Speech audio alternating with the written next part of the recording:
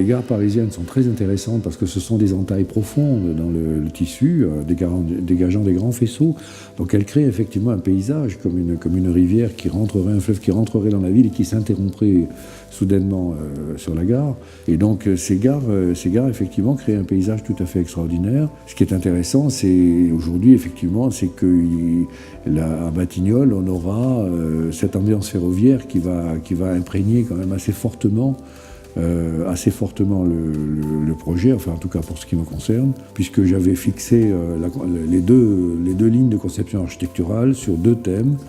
Un premier thème que j'appelais l'urbanisation des immeubles de bureaux, et le deuxième thème qui était le contexte industriel et ferroviaire, c'est-à-dire que je voulais faire un immeuble qui s'inspire de la forme et de l'histoire du lieu.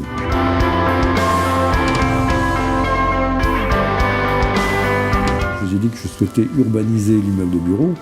Donc, qu'est-ce que ça veut dire, urbaniser l'immeuble de bureau? Ça veut tout simplement dire que moi, ce que je voulais, c'est qu'ils deviennent des animateurs de ville, quoi. Et ça, c'est possible si l'on installe, évidemment, dans la partie basse de l'immeuble, des socles animés et qui peuvent être pénétrés par les habitants, avec des fonctions de commerce, de restaurant, qu'on puisse partager les cafétérias avec les habitants de l'immeuble, qu'on puisse à un certain moment pénétrer profondément dans l'immeuble, par exemple pour faire un garage à vélo pour tout le monde.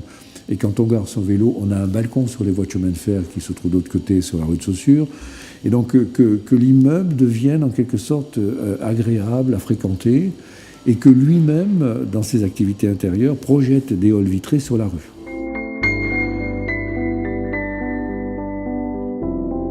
Ce béton brut qui constitue le socle jusqu'au chemin de fer, je le prolonge jusqu'à la hauteur du premier étage et il constitue en quelque sorte le socle de cet immeuble qui sera en béton. C'est le matériau qui vient des voies de chemin de fer qui monte jusqu'au premier étage.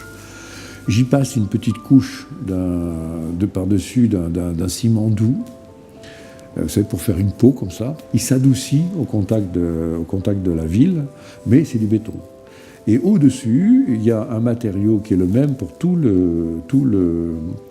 l'immeuble, qu'on a eu beaucoup de mal à choisir parce que je voulais un matériau qui bouge, qui soit métallique, dans cet univers de ferroviaire, mais qui bouge avec le soleil, quoi. C'est-à-dire qui change vous voyez, qui prenne le soleil. Bon.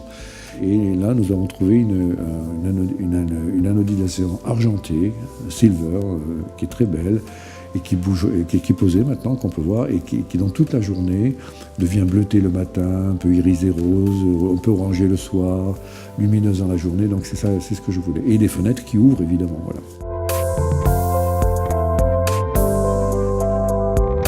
Dès que vous êtes dans ce bâtiment et que vous regardez vers Paris, vous avez une vue panoramique sur toute la ville.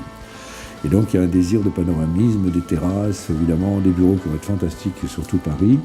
Et il faut aussi, de ce côté-là, évidemment, à la fois protéger le bâtiment du soleil et en même temps profiter du soleil.